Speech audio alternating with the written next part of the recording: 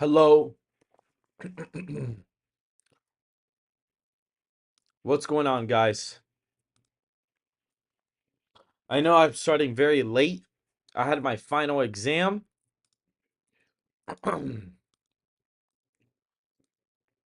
gonna get set up here as quickly as possible. I think I'm gonna have to I'm gonna have to redo something here very quickly, but there it goes. All right, there we go. So, gonna wait for some people to come into the stream because I do want to go over something. Oh wow, I went from 2 to 20 pretty quickly. That's interesting. Um, so I am going to be going over, Donald Trump. For a while we were hearing about a Biden surge. By the way, guys, if you just joined, make sure to hit the like button. Please hit the like button.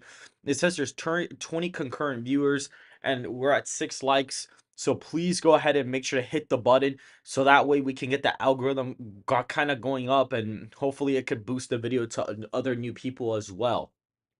So, guys, right now it is not looking good for Biden. It's not looking great.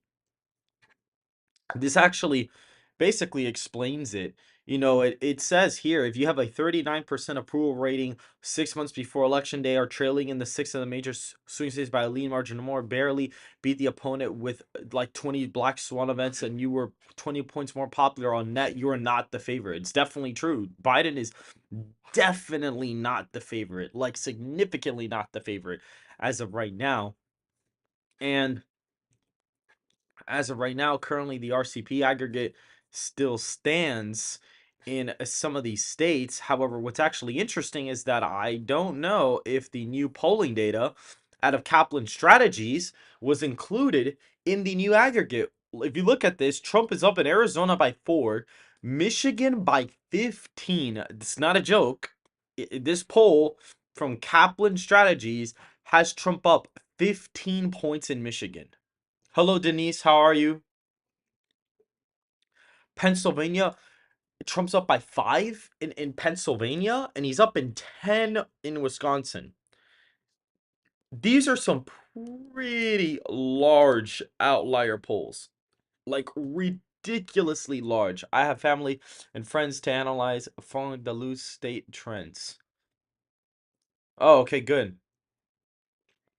Well, guys, this polling number is absolutely incredible.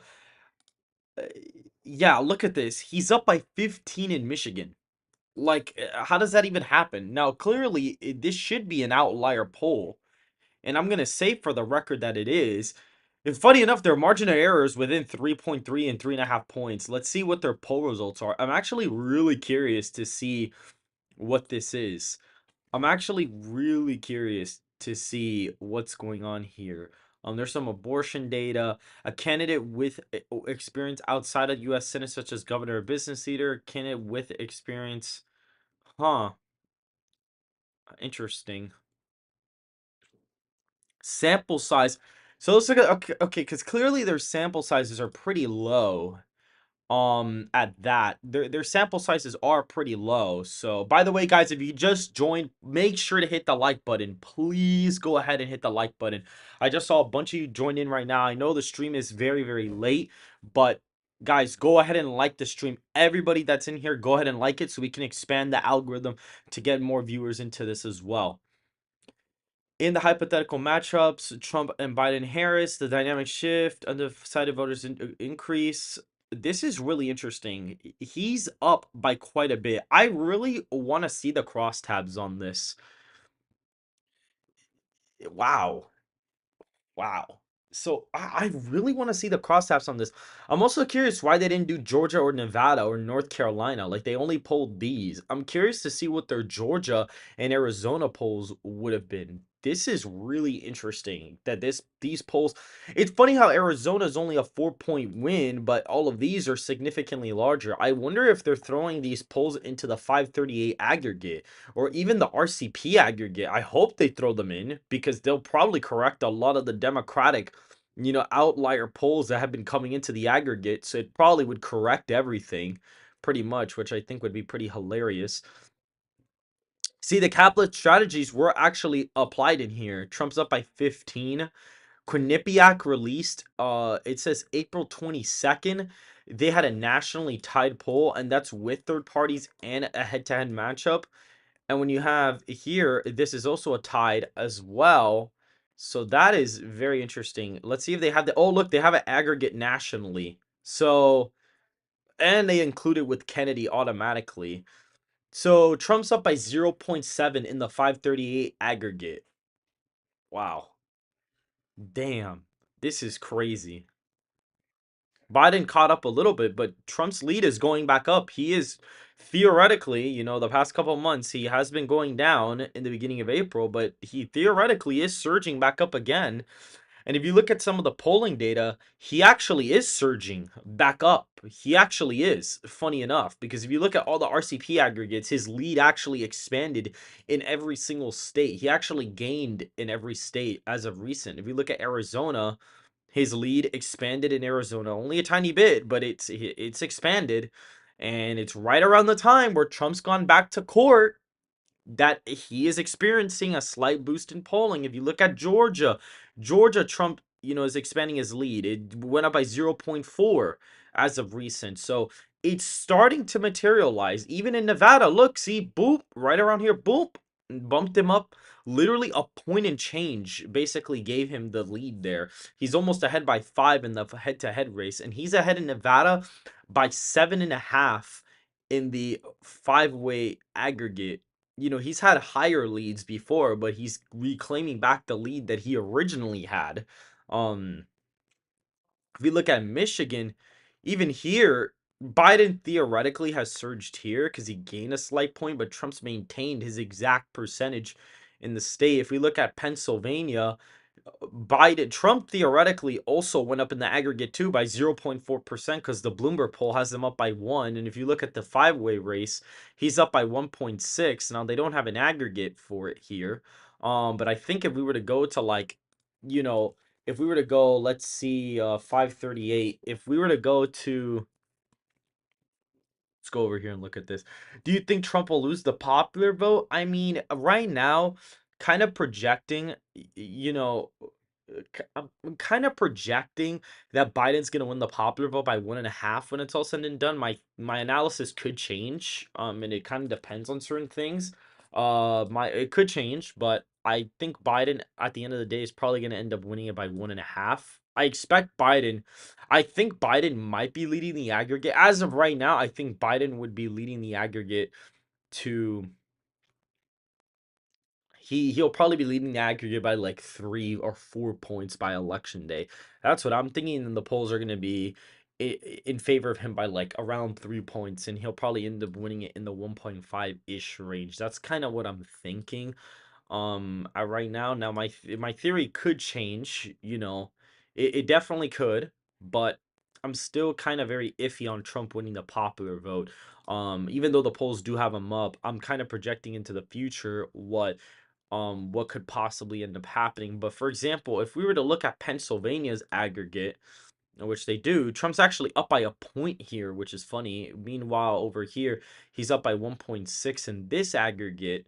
And Trump has theoretically expanded his lead slightly, from the past couple days. So now that he went back to court, he actually has gained in every single state. By the way, if you guys are new here, make sure to subscribe. Make sure to go ahead and hit the like button so we can kind of get the algorithm kind of moving up with the video.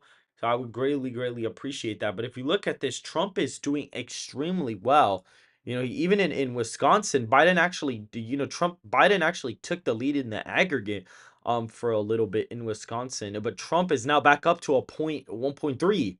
So this little surge that people were talking about with Biden is not really materializing the way they wanted to. Now, was he gaining? Yeah, I mean, yeah, he was, but not in the way that, people were expecting him to per se. Even let's look at Florida. I wonder if Florida has an aggregate. Yes, they do actually. See, look, the past couple days, Trump's been at 9.5, 9.6. Now he's back up at 10, which is where he was at before in the middle of April. So, and the aggregate just started. So he's already gaining back. And if we look at a state like, let's see if Texas has an aggregate. I'm curious to see. Yep. Look, so past couple days, 9.4, 9.5, boom, back up to 9.9. Once again, it's really it's amazing because a lot of these people were trying to claim that, Trump was gonna, end up, people were saying that, oh my God, Trump is currently DOA or because he can't, win a poll or like he's gone down from this point lead to this. And for whatever reason, the NBC News, their latest poll currently has RFK Jr. pulling more votes away from Trump, which is not going to happen. If you look at the aggregate, Trump significantly gets boosted by RFK being on the ballot. And from my video earlier today, this was my latest presidential prediction, with Trump pretty much getting 312 electoral votes to 226 electoral votes. That's basically what I had the election at, because the RCP aggregate is currently sitting, because the way I'm doing it is I'm averaging out my model with Gold Crown Politics' model, and right now he's currently projecting the election to be at I have the popular vote at a minus 1.5 percentage point victory, which shifts the popular vote 3 points, and my model is reverse engineered for you to plug in the RCP aggregate. So currently, according to this, he is currently winning the popular vote by half a point, and the swing is a 4.9 swing. My model shows that, Biden is basically winning California by 20, Hawaii by 22, Georgia by 7, Arizona by 8. He's ahead in Michigan by 5. He's ahead in North Carolina by 10. Ohio's a 15-point win. South Carolina's a 21-point victory. Pennsylvania is likely, along with Wisconsin. Virginia is within 2 points of victory. New Mexico is getting pretty close. New Hampshire is competitive alongside Minnesota and Maine at large. So this is still a 312 electoral vote victory for Trump. However, the margins are significantly better for him. Meanwhile, over here, Trump is doing relatively okay. He's winning Arizona by 1 point, Georgia by about 2 points. He's winning Michigan by 2. He's winning Nevada by 2. He's winning North Carolina by almost 5. He's winning Pennsylvania by 3, and Wisconsin by about 4 points. He's winning Texas by 7. He's winning Florida by about 8 points. Iowa is still a 14-point win alongside Ohio at 13.9. New York is an 18-point win as of right now. Minnesota is around a 4-point margin. Maine at large is almost safe. So his model's a little bit more, since it is projected at plus 1.5 for Biden, the results are going to skew in his favor. But the whole idea is that we're using both models and combining them to give us an aggregate here. What's actually funny, because I actually updated some of the polls and they may have shifted some results in favor of Trump. And actually, Arizona goes from being a lean Republican to being a likely Republican on the map. It was a slight, which is a slight, pretty slight difference from 4.95, but that puts the state up in the likely category.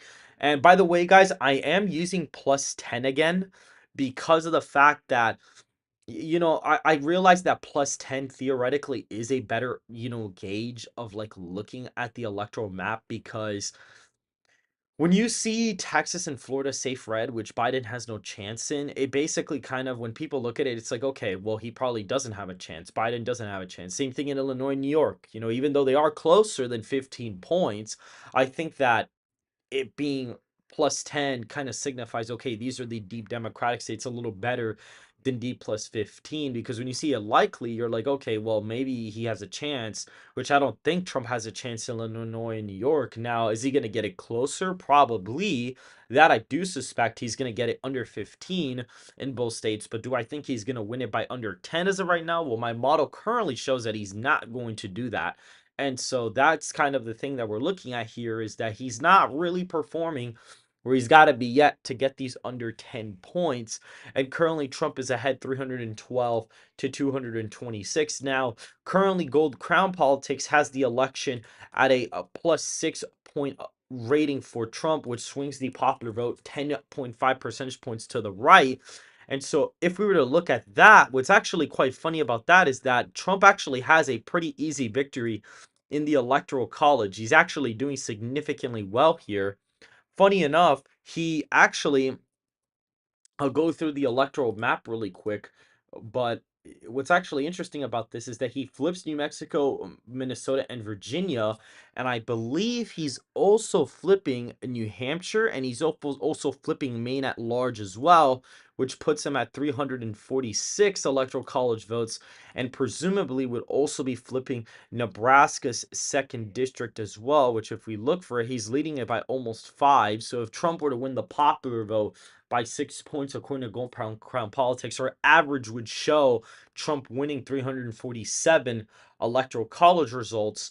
And if we were to look at the RCP aggregate right now, or at least we could even use this national aggregate as well. If we were to look at this, which has Trump up 0.7, the RCP aggregate has him up 0.9, so that average is 0.8. If we apply the polling error, to the 2020, because the polls were off by 2.7 points in favor of Biden. And so if you were to apply that polling error, Trump wins the popular vote by 3.5 points. So if that is the scenario, if he's winning it by that much, then you're going to see states like Arizona be the likely category. You're going to see Florida. Let me see something. Okay, yeah, Florida's almost safe, but it's still safe. Like, it's almost plus 15, but it's still safe. Georgia's an 8-point win. Michigan's a 6-point win. Maine at large actually barely flips alongside Minnesota, as well as New Hampshire actually barely stays Democratic in the scenario. And I believe Virginia is still Democrat by like a point. Pennsylvania is likely Republican. New Mexico is a 0.7 percentage point victory for Biden. So it's like razor thin close in the margin of error. Maine at large ends up flipping to Trump. Same thing for Minnesota. And so you see Trump basically win, 300 and 324 electoral votes, I think it is. Let me see. Nebraska seconds are. So he actually wins 325 in this scenario. And so pretty much it really depends on what we forecast the popular vote to be, and my model kind of acts as it as kind of like a safeguard, sort of like to maintain some sort of like real world data, because this does include the polling aggregate, and I just updated all the polling averages today for all of these states. So this side of the model accounts for all the data stuff, while this kind of accounts for Gold Crown Politics' model, which was 100% accurate in 2020, by the way. It was 100% accurate back then, which is very interesting to think about. He actually got every single state correct. He even got Georgia, and I'll actually look up the video right now so you guys could see. I have mentioned that he has been, pretty correct the past couple of cycles, and it's like, okay, well, everybody kind of thinks that. Right. Let's see if he mentioned his 2020 model in this video, which I don't think he did. But let's see if in one of his other videos he mentioned it. By the way, guys, do subscribe to his channel because he is pretty solid in what he does, and he hasn't even gotten that many views. So if you guys can go ahead and give him a thumbs up, I would greatly appreciate it. Or even subscribe. Politics. That'd be And great. today we'll be talking about that. This was his 2020 forecast. This was his 2020 forecast, basically. And he uses plus 15 as safe. He uses, 5 to 10 points or 5 to 15 points as likely. He uses 1 to 4 or 1 to 5 as lean. And he uses, 0 to 1 as tilt. So he uses similar characterizations. And you can see right about here, Trump is, this was correct. He got the whole election right. Now, is Nebraska second a few points off? Yeah, sure. Is Wisconsin, Pennsylvania? Well, Pennsylvania is a little bit more off, and North Carolina was still. That's because he predicted that the national popular vote in 2020 was going to be a 5.2 win when he really was only off by less than a point. So he got it pretty close, actually. He was pretty close in the popular vote, and he goes back a month in the polling aggregate to get a better average of some of the states. That's what he usually tends to do. And so what's quite funny about this is that, for example, this is what he did. He basically finds the average shift from 2008 to 2016. He looks at each cycle and looks at the average trend. And then Georgia, he basically shifts it. Like you see 7.2 points to the right of the nation in 2016. The average shift was 2.6. So he projected that he was going to win 4.6 points to the right of the nation. So he projected Georgia was going to vote this much relative to the nation. So what he did is he just got the Biden popular vote and he subtracted it to this relative to the nation vote, and he ended up getting a 0.6 percentage point margin victory for Biden in Georgia. So his model does prove to be pretty accurate. Now, I do have to update this because I'm doing 2012 to 2020, but I have realized that I probably have to go back from 2008. So more than likely, I am going to have to update this again, but it's not going to be that much of a hassle, and Trump will probably benefit in this aggregate from that being updated as well. But it would be quite a task for Biden to be able to win now because, right now I currently have the election at this. This is currently what I have it at right now, 312 to 226, with Trump basically winning almost all the swing states by likely margins and very high lean margins. So Biden would basically have to do extremely well in order to win the presidential election. He would have to do perfect. And I actually did a video on this, earlier today. I did release a second video which people did not actually see. I don't know, it probably because it was the thumbnail or something like that. So that's probably what it was, but it's fun, guys. Don't even worry about it. I'm going to pull up the map right now. This was the latest electoral college projection out of Stack Data Strategy, which had some pretty cool, projected maps for the election. They actually had Trump winning not even that long ago, which is pretty interesting.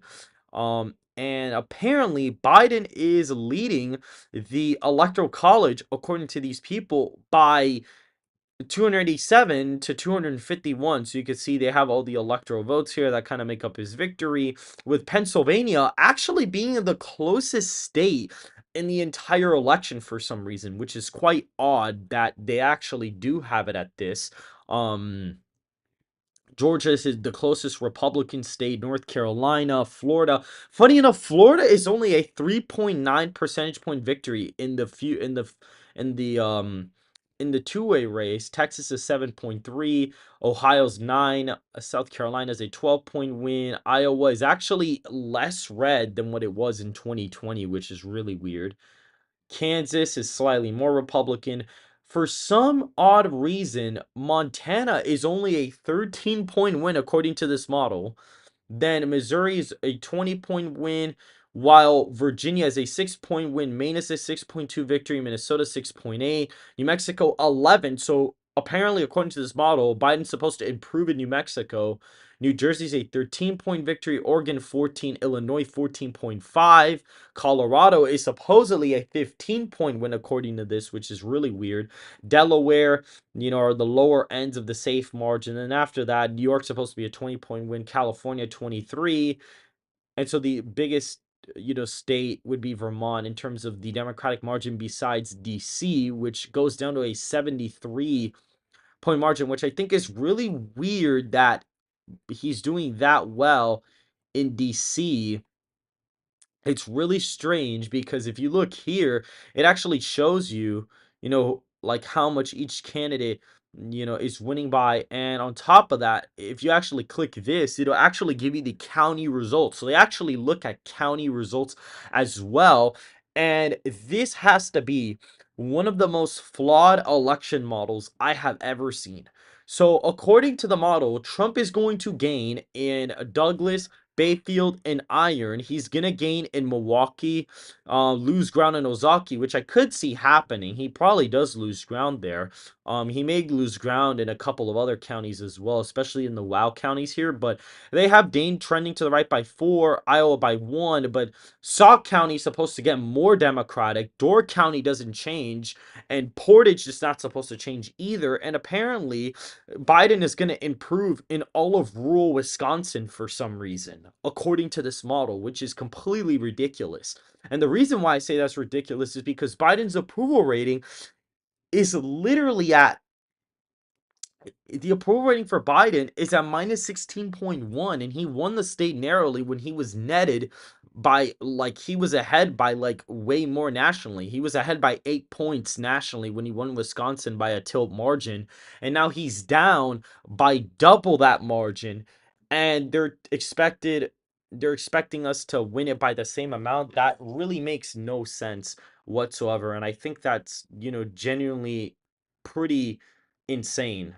I really, really disagree with that characterization, but it is what it is. Guys, for some reason, my computer just had a your device ran into a problem, needs to restart type thing. And they're trying to collect some info on that. So I'm going to switch to my phone to have the live stream pulled up on here. So give me a second really quick while I have this pulled up. I don't know why my computer just restarted out of nowhere. I think it might be because of the battery, but I'm not exactly sure. I'm gonna have the stream pulled up on my phone here so I could read the chat with you guys as well, but I really hope my computer is still working actually. Um let's see. Hmm, very interesting. Um hmm I may have to shut this down for a little bit. Not the computer that I'm on, like not my Mac, but the other computer just ran into a problem. So I'm probably gonna just have my phone be here and I'm gonna just look at chat on my phone. Just so I can kind of let this computer kind of relax. I'm trying to see if I can log into it, because if I can't, then I'm gonna probably end the stream. Okay, cool. So it does work. All right, nice. Well, I'm probably gonna just restart my computer. What in the world? My desktop is now a Minecraft desktop. That's really weird. I'm gonna shut my computer down and unplug it and leave it be for now, because clearly something's going on here. Um, yeah, I'm gonna leave this alone for now. Um, Give me 1 second, guys. I'm just trying to make sure that. Okay, there we go. All right, I'm gonna leave it shut down for now. So I'm gonna have chat pulled up here. That model is likely going to be the one that NSNBC will report on. That will be the only one. On point politics, who will win the New York Senate GOP primary? I actually have not looked at that, so I actually wouldn't know. By the way, I actually wouldn't know if that who would be winning that primary. But as of right now, guys, Trump is ahead through, 312 electoral college votes to Joe Biden's 226 electoral college votes, according to my projection. And what makes no sense about this model is that Trump is only up in Florida by 3.9 percentage points, because according to this, Trump's only going to gain 2 points in Miami-Dade, which I definitely think he's going to gain more than that. 100%. There's no way he only gains this little in Miami-Dade. He's supposed to gain 2 and 3 points in Broward and Palm Beach, but he's supposed to flip Pinellas County. He's not gonna, there's no change in Duval apparently. Seminole only gets a point more Republican, even though I expect to get more Republican. But for some reason, Biden's gonna improve in the Panhandle by 3 to 5 points, or even sometimes 6 points, depending on the county you look at. For example, Liberty County, Biden's supposed to improve by 6 points for some reason. Biden's supposed to do 2 points better here. He's supposed to do 2 points better in 4 points better in Taylor County. In Lafayette County, Florida, he's supposed to do 7 points better. Like, some of these ridiculous swings in some of these counties are absolutely ridiculous for Florida. Now, do I think that Trump's going to gain, or that Biden is going to trend the rules to the right? Theoretically, yes. Like, the rules are going to trend to the left, but they're still going to swing right. I just think that the city areas are going to swing to the right more than the rural areas are, but I still think that Trump is going to end up winning Florida by more than 5. I think he probably wins it by like 11 or 12 points. New York's margin is okay. They have it as like a 20-point win for Biden as of right now. Trump's supposed to gain in the city areas by quite a bit, actually. He does gain quite a bit here, but for whatever reason, Biden's supposed to do better in like upstate New York and do better in West New York, which doesn't make any sense either. And if we keep looking at this, you're going to see this makes absolutely no sense. For some reason, in Arizona, Trump gains a point in Maricopa. So he's going to gain a point in Maricopa while Biden only underperforms by like 40,000 votes, which I think both of them are going to get less votes than this.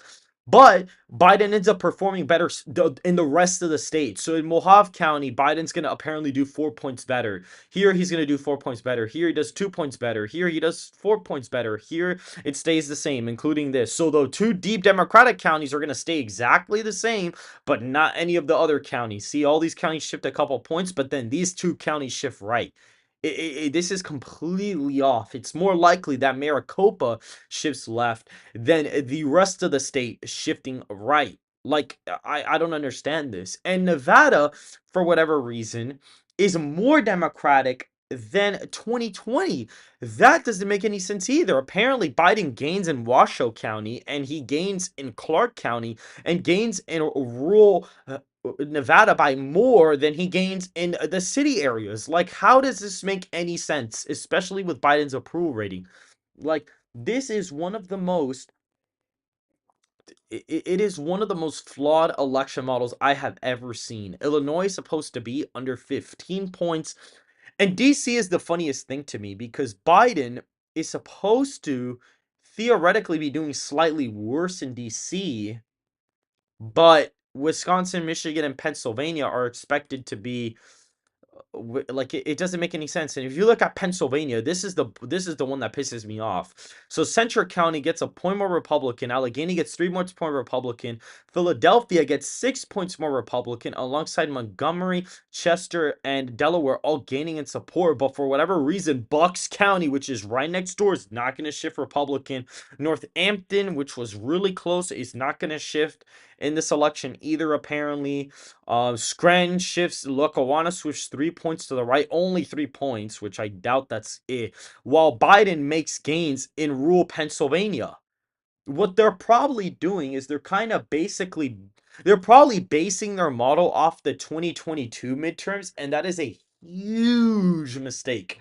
Very, very, very big mistake. That is not good. They probably are including the 2020 midterm results into their model, which is not what they should be doing because midterm electorates tend to be way different than presidential electorates, and your control variables are not exactly the same when it comes to midterms and presidential elections because you always have significantly lower turnout. You always end up, it's not the same. It's on an off year. Like there's so many uncontrollable, there's so many unfactored control variables when you compare a presidential election to a midterm that it's just not responsible to compare them, analytically. It just doesn't make any sense. It's basically analytically irresponsible to compare a presidential election with a midterm at a very minute level because they're different electorates. That's probably what they're doing here. I wouldn't be surprised if this is what they're doing because the midterm results don't even differ too much from this because Wisconsin went red and that was about it.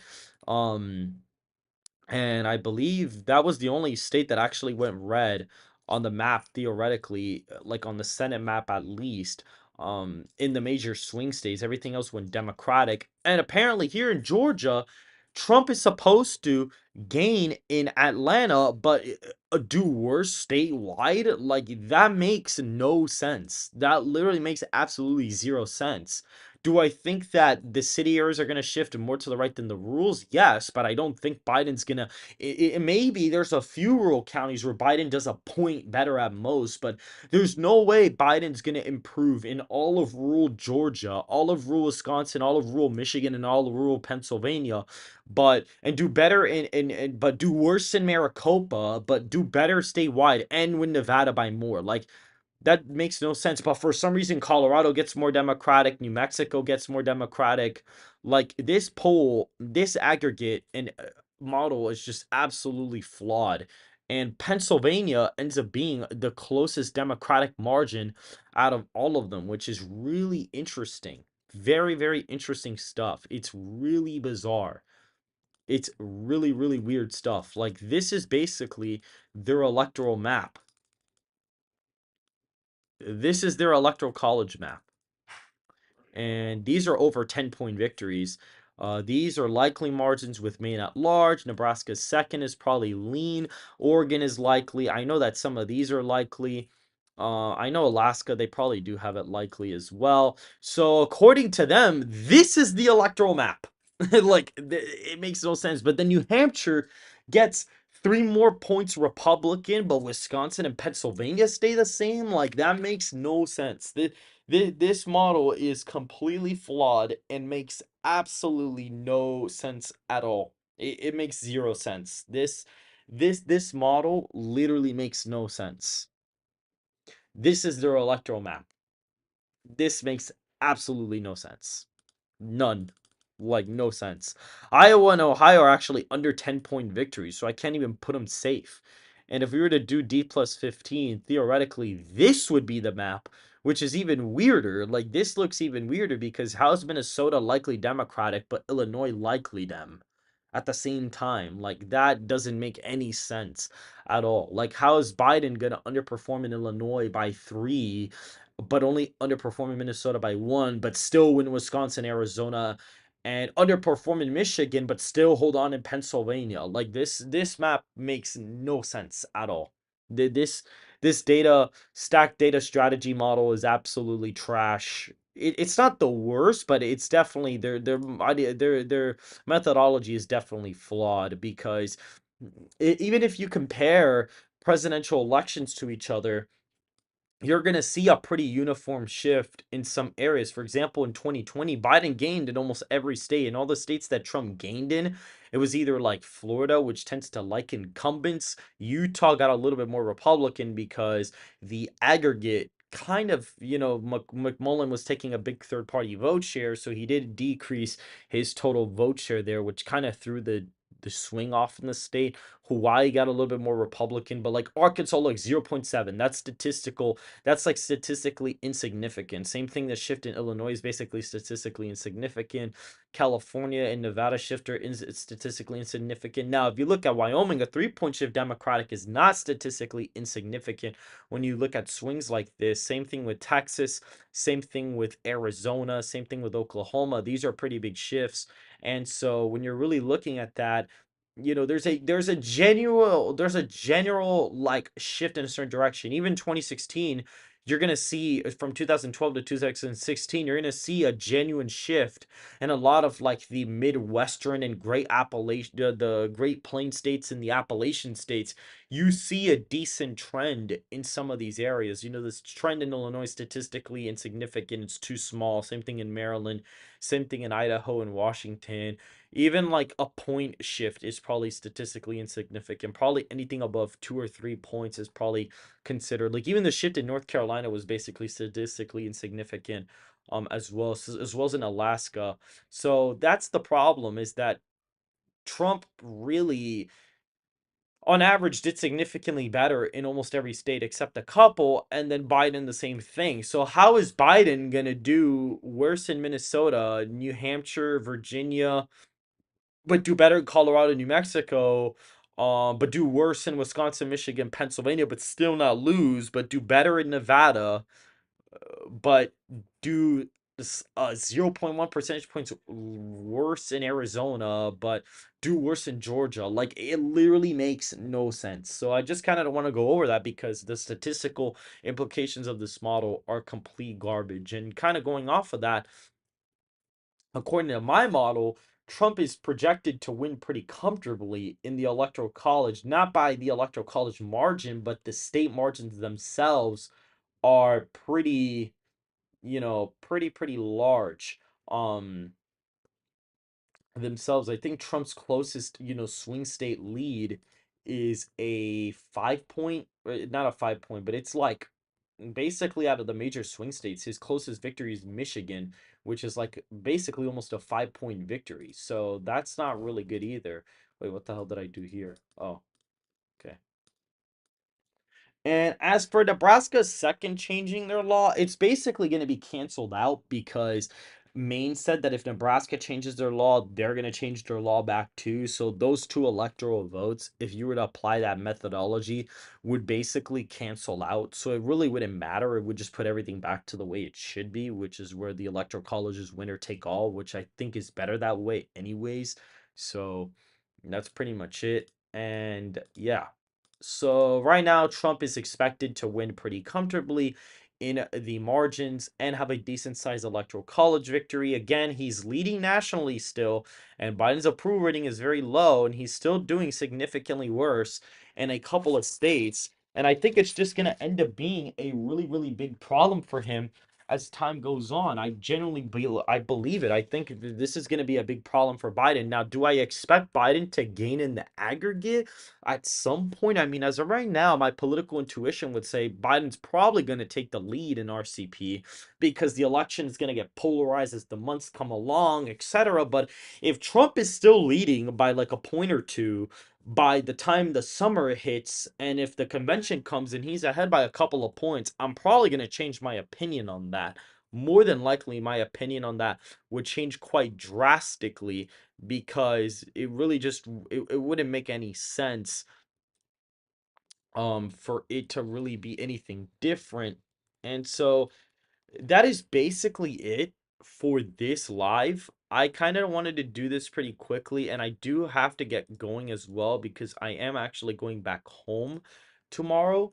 So I'm gonna try to record a video now as well. That's also the thing too, is that I do want to also record a video. And so if you guys did enjoy the video, please like the video, subscribe. I'm actually going to try to pull up chat on my computer now. I kind of wanted to let this cool off for a couple of minutes. I don't know why this was acting weird. But I did want to do a little bit of a quick live. I know I said I was going to try as many days as I possibly could. So if you guys did enjoy this, please make sure to hit the like button, subscribe to the channel, and make sure to go ahead and follow Twitter and join the Discord so you can talk to us in the description down below. And I hope to see you guys very, very soon.